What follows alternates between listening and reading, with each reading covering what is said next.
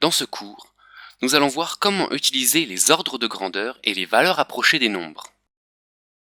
Tu sais que ta calculatrice ne peut afficher qu'un nombre fini de chiffres. Et lorsque tu lui demandes de faire un calcul, elle t'affiche souvent une valeur approchée. C'est-à-dire qu'elle choisit de ne pas afficher tous les nombres, donc ce n'est pas la valeur exacte. Voici des exemples.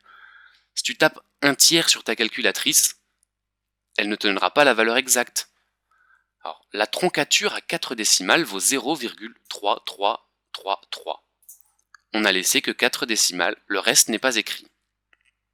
Pour racine de 101, la troncature à 4 décimales vaut 10,0498 et on sait que ces chiffres continuent comme ça, à l'infini, de nombre de décimales. Voyons les valeurs approchées à 10 puissance moins 4 près.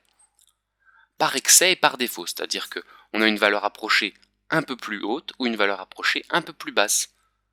Pour un tiers, on aura 0,3334 ou 0,3333. Et pour racine de 101, on aura 10,0499 ou 10,0498.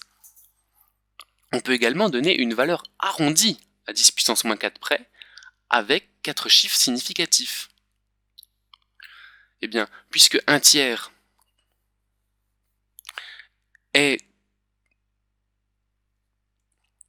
pour racine de 101, on obtient une valeur arrondie à 10 puissance moins 4 de 10,0499, ce qui signifie donc que la décimale suivante était plus grande que 5, donc on a arrondi le 8 à 9. Et si on cherche 4 chiffres significatifs, eh bien en effet, tous les 9 dans l'arrondi vont devenir des zéros que l'on ne va pas écrire puisqu'ils sont dans les dernières décimales. Et bien notre valeur arrondie à 4 chiffres significatifs sera 10,05.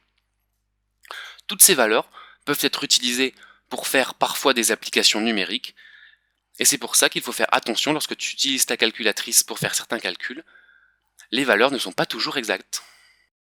Tu sais désormais ce que sont les valeurs approchées et comment les utiliser avec précaution sur la calculatrice.